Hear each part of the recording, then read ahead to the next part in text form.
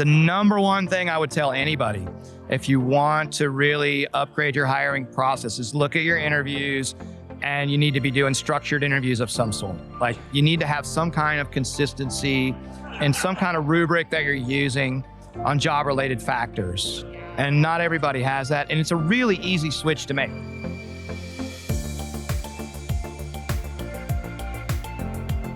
Hi, everyone, and welcome back to Better Works Podcast, People Fundamentals. I'm your host, Alex Lerald, Senior Director of Corporate Marketing. Better Works' core belief in people fundamentals revolves around enabling everyone in the workforce to strive for excellence, to foster creativity, and to acknowledge each individual's contributions. Better Works translates these beliefs into business fundamentals through strategic HR leadership. And in this show, we're diving even deeper into these principles as we hear from the experts about how you can make them come alive in your organization.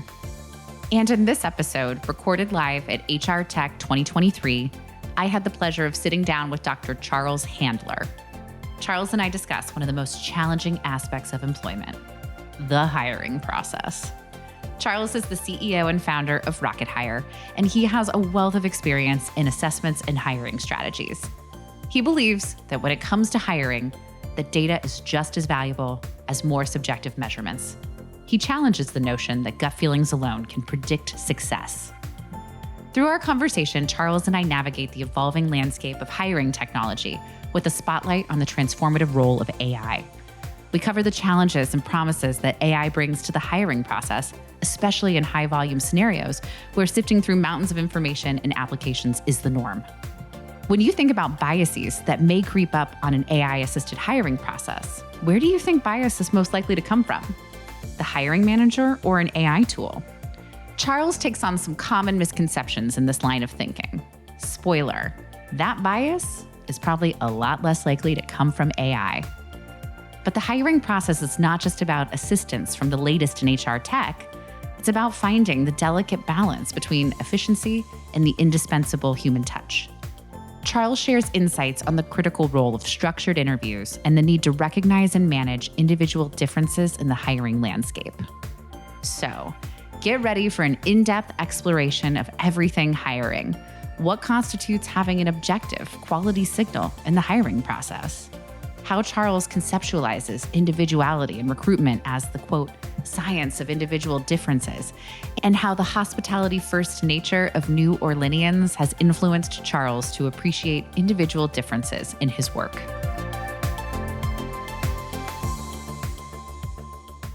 Hi, everyone. It's Alex here, and I am super, super excited because my guest sitting with me right now is Dr. Charles Handler.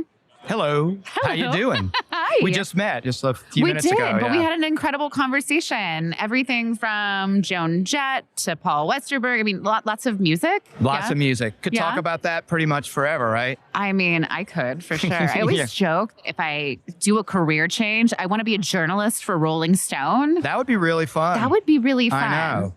Yeah. And my weird talent that I cannot figure out a practical application for is that I can hear a song and tell you the musical influences. I can tell you the other bands that I can hear. Yeah, that's cool. So, I saw this thing one time at an art show, and it was a map of the London subway system, but it was divided. It was all musical family trees. Oh, interesting. Yeah, it was incredible. You can kind of trace how everything goes. And I remember Pandora, I think they still do it, but they would basically, categorize keyword each song or different influences, musical influences. But I like that too.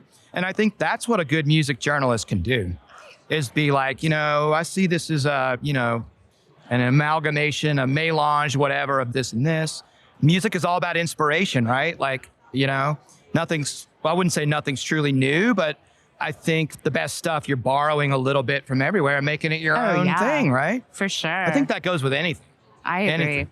Yeah. And I'm remiss for not telling our listeners here that you're the CEO and founder of Rocket Hire. Yeah, Rocket Hire is my Tell me company. about Rocket Hire. Yeah, so we're assessment folk. I'm an expertise in assessment. So I've got a doctorate in industrial psychology, and I've been doing selection assessment for about 30 years probably. And I'm somewhat unique in just that I do pretty much a wide variety of things. So I'm trained to develop tests as a psychometrician, and I can do that, and we do that. But I also am really strong in legal compliance. And then when testing went online in like 2000, I worked for the first company putting assessments online. I worked for Monster before as more of a branding person. So that gave me a really cool worldview that was like, oh, a lot of people in our field, they think making, an assessment is the only part of making a hire, but we realize it's only one piece of a big workflow, right?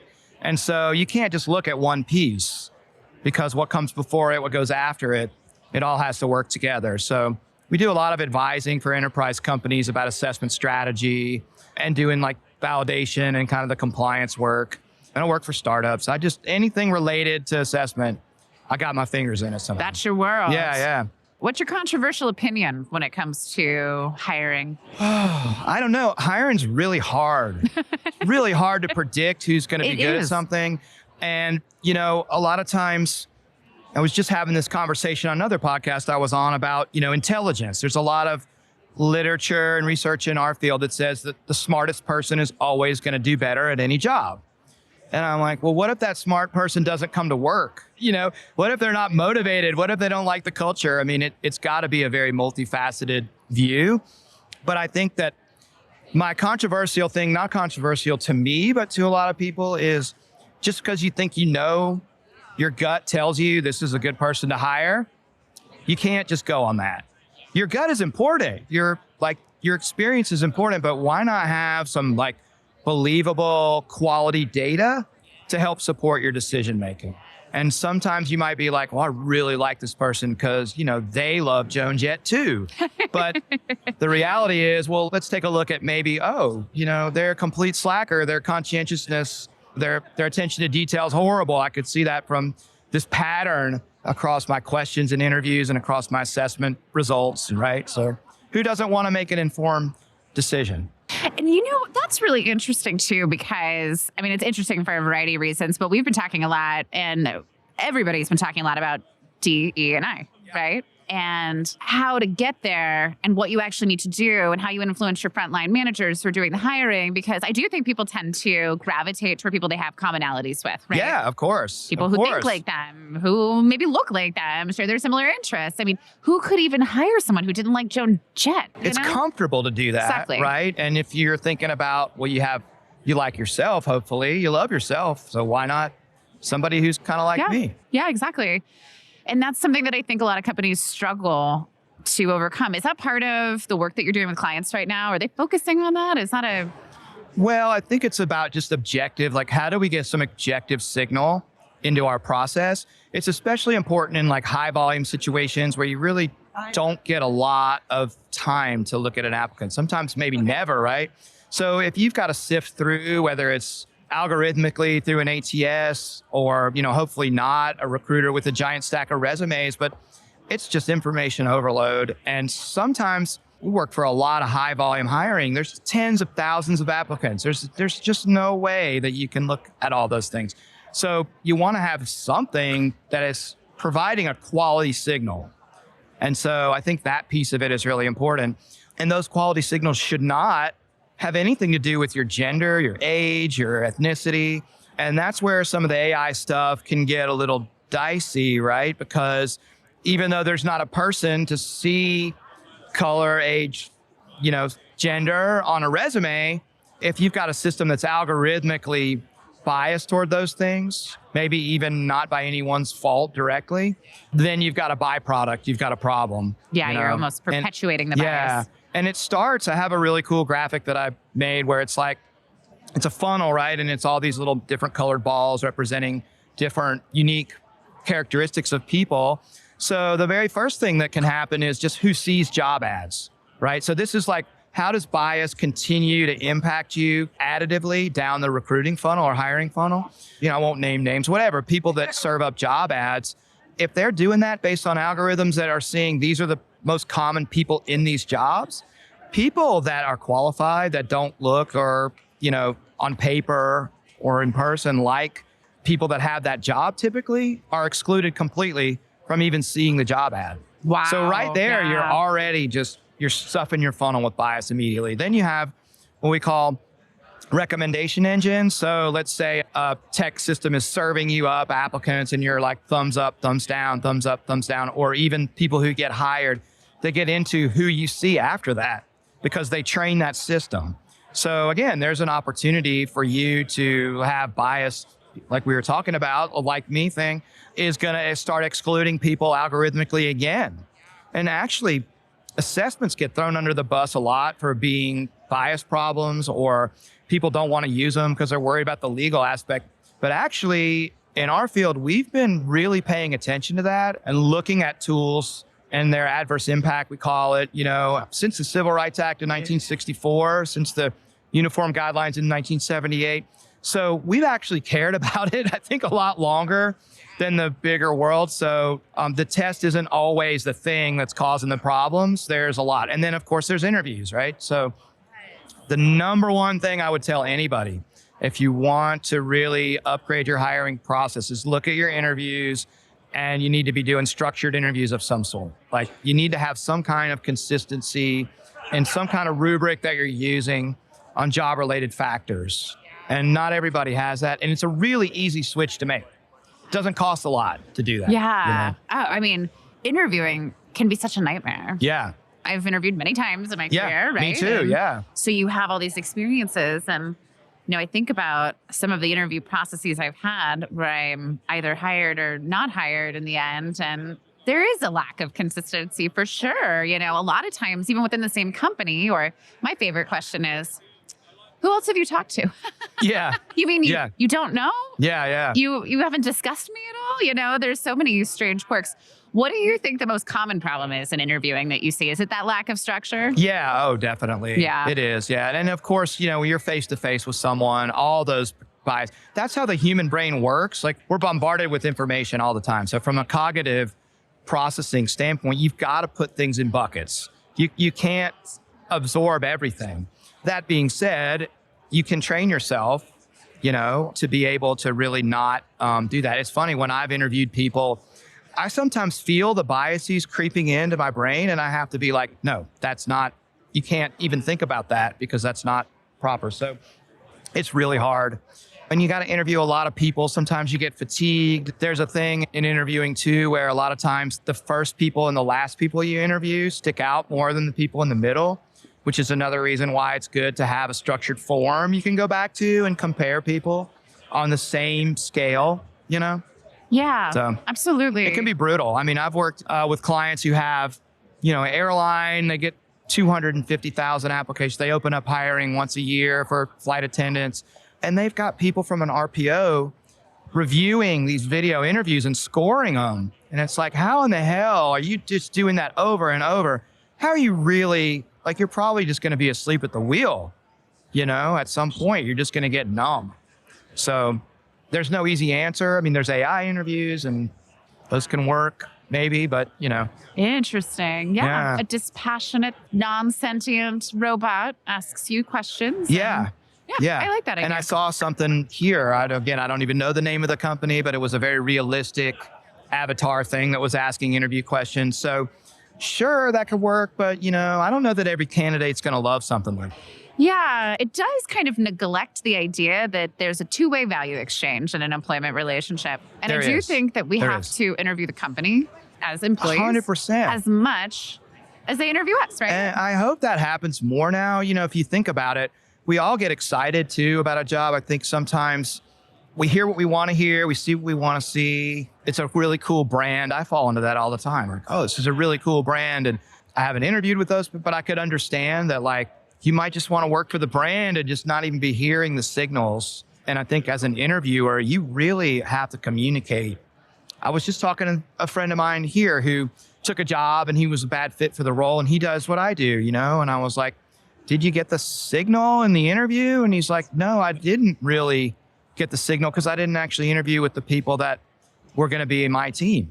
I interviewed with really high up people. So it's also like, who's doing the interview? And as a candidate, maybe there were signals that he missed. Yeah. Absolutely. Yeah. And that's what would scare me, I think, in a world where we remove that human element. Maybe there's a place for it, right? Maybe it's a hybrid process. You have the dispassionate, objective, if you will, assessor But then you also have the people who are there to really represent the culture and represent the team and kind of help you as a candidate understand what you're getting yourself into should you decide to take this job. Well, one of the things that really drives what I do is what we call the science of individual differences. So that works on the side of the interviewer too, right? Everybody's different. We're all snowflakes, right? I mean, we're not the same, which is my a good favorite thing about humans. Yeah, exactly. It is, right? Interviewers are going to have those individual differences as well as candidates are. And they've got to be recognized but managed. So it's hard to predict what the humans are going to do. Even if you look at turnover, people, turnover's problematic. Sometimes it's a good thing, but being able to predict that, oh, your spouse gets a job in Poughkeepsie and that's a better job and you move. Nobody could have predicted that would happen, but you're now gone from the organization. Or, well, nowadays, you might be able to work remotely. Yeah. So that changes things too. Totally. This is why I love behavioral economics. So I went to school, studied marketing, and went to grad school and kept studying marketing. But there was a book that completely changed my outlook on everything. Oh, cool. And that was Predictably Irrational by Dan Ariely, a professor of behavioral economics from MIT, right? So a lot of his research was around exactly that. You can have your perfectly rational economic theory, cause and effect, supply and demand, all things held equal. This is what humans do. But we know that that's not true. It's just not true. People do not behave perfectly rationally. And we've exploited that as marketers. We know that the power of 99 cents and there's all these tricks and ways. So I'm walking around here in Las Vegas thinking to myself, every single thing you see has been engineered. Yes. Like you walk through a casino, there's no happenstance, random placement of things. So I'm trying to figure it out. I'm like, the big giant slot machine is right there in the front. So is that one that attracts people and they lose their money, or is it one they want to be going bonkers so everybody sees it? Like, I'm trying to figure these things out. I'm not in this world, but everything's engineered. Absolutely. Precisely in this environment. It's so Don't true. kid yourself. And this, exactly. And this is why I think the AI conversation in HR is particularly interesting of all of the functions. There is no way to remove the human element. There's no reason you'd want to. Yeah, I mean, it's so easy in supply chain or logistics or, even, I don't even know what other area, manufacturing. There's AI data on different pathways and different modalities of moving freight or whatever. That's real stuff, right? You can believe that, but because those things behave pretty predictably and the data's, once you aggregate it, it makes a lot of sense, right? And I think you can save a lot of money and have a lot of efficiency. With people, like you said, there's a randomness to it, which is a good thing. We'd just be robots otherwise. Exactly. And robots may end up taking over everything. Who knows? Ooh, are we going down the Skynet road? I love that road. Oh, man. I do that a lot. I've had these incredibly long existential conversations with ChatGTP. My favorite. I love that. Yeah. I mean, I've got 75 pages of notes. I think I'm wanting to write a book, out of it. And I don't know if I ever will. But I can tell you, if I do, that thing saved me like probably a year of time, right? And being able to do it. And I ask it, okay, we've talked about all this stuff. Organize that into a book for me. There it is. Not that I'm going to follow it exactly, but like it helps. So, I mean, I think I see the potential. It's this radical way to enhance what humans can do. Yeah, absolutely. It's a partner. Exactly. It's a partner. An assistant, if you will. Yeah, and you can ask ChatGPT that and it'll tell you that. And I said, well, isn't that just a way to cover your secret agenda to take over the world? Yeah. It won't do that. But then you can say, well, pretend it is, and then it'll tell you the truth. It's interesting times. And I think that there is a process efficiency part of AI in hiring, of just scheduling and, those kind of things that are communications maybe a little bit. But when you're asking it to just evaluate an applicant, you still need a person to do that. A person with the right tools. And the right structure. And there's no easy answer. In our world, we look at relationships between our predictors and how accurate they are. And, if you're getting like 20% accuracy in your hiring from an assessment, that's heroic. But if you look at the ROI of that, it's huge. Yeah. You might spend a couple $100,000 on the tool, but it could easily save you millions, especially in high volume stuff, sales stuff, predicting who's going to sell more. Pays for itself easily, even though it's not fantastically accurate. And if you ever run across someone in my world, and anybody selling hiring tools, it's like, oh, our thing's 90% accurate. you got to run away from it. It's just not true. Yeah. Well, before we wrap up, I want to switch gears a little bit and talk to you about New Orleans, a city that's near and dear to my heart. Oh, good. Yes. My niece was born there. Oh, nice. Spent the first few years of her life there. But how long have you been there? So I've been 2 tours there. I went to LSU for grad school, and I moved down there right afterwards in the mid-90s. And then I moved to a lot of places. I moved to the Midwest, to the East Coast, and to the West Coast. And I've lived in Colorado. So I've lived all around. I've been back there straight now for 21 years. Nice. Yeah. What's your favorite thing about living in New Orleans? Oh, man. Well, I think my favorite thing is just that you're thrown together in a mix of all kind of different stuff. You never know what might happen or what you might see on the street. It's just a lot of random, interesting occurrences. People really know how to have a good time and celebrate life, which I think is really great. It's not my favorite thing, but it's an interesting thing. People don't ask you what you do there. I talk to people in all walks of life, and I think that's another interesting thing is in most neighborhoods, you're living in a checkerboard of socioeconomic status. It may be that 3 or 4 block area, but, peppered in there are just people who've had their homes for, decades and decades. And so it's an interesting patchwork there, but people don't ask you what you do. You're not defining yourself by your job, even though we know that jobs and our relationships are what takes up most of our headspace and who we are. Maybe it's an opportunity not to talk about it so much. Yeah. And we have a very laissez-faire attitude down there, sometimes a little too much, Yeah. But people there, we have, it's a service industry-based town. We don't really have a lot of other industry. So there's a lot of people who know how to be nice to people. Yeah. Yeah. They learn how to be nice to people there. It's that Southern hospitality. Yeah, exactly. Well, on that note, Charles, it's been amazing to talk to you. Yeah, Thank you thanks so so much for coming over here and sitting down with me and being a part of our podcast. Yeah, I love it. I'm on the other side of the mic most of the time, so it's really nice to be playing that role. Yeah, I love it. Thank you so much. Well, thank you. Yeah. It was great to meet you. Definitely. Throughout this conversation, Charles emphasized the transformative power of quality data. And even, possibly controversially, he challenged the misconception that the, quote, smartest person is always the ideal fit for a job. Sometimes we miss out on high-quality candidates when we don't factor in the other aspects. By incorporating data-driven insights, organizations can move beyond gut feelings and make more informed decisions in their hiring processes. A fundamental shift he advocates is the adoption of structured interviews.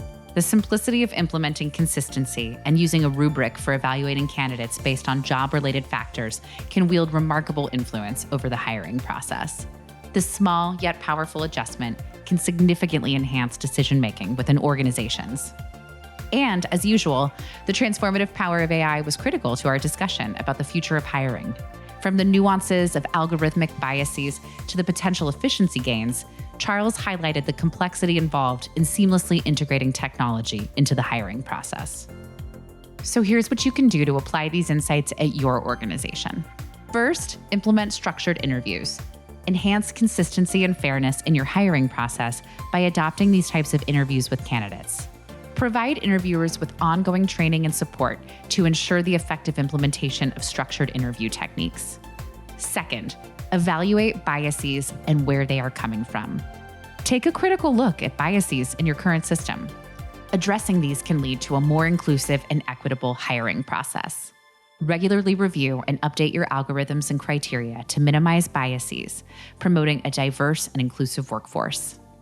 Lastly, remember to foster real human connections. Don't let breakthroughs in technology overshadow the human element. Encourage genuine connections during interviews, ensuring that candidates feel seen and valued. Create a positive and inclusive interview environment, emphasizing the importance of empathy and interpersonal skills in the hiring process. In the dynamic landscape of the future of work, staying informed and adaptive is crucial. Whether you're in HR, a hiring manager, or just passionate about the future of work, these insights can shape your approach to talent acquisition. Be sure to stay tuned for our next episode of the People Fundamentals podcast. Subscribe to us on Apple Podcasts, Spotify, or wherever you get your podcasts to find out what's in store. And if you like what you hear, share us with your friends and colleagues. We'll see you again soon.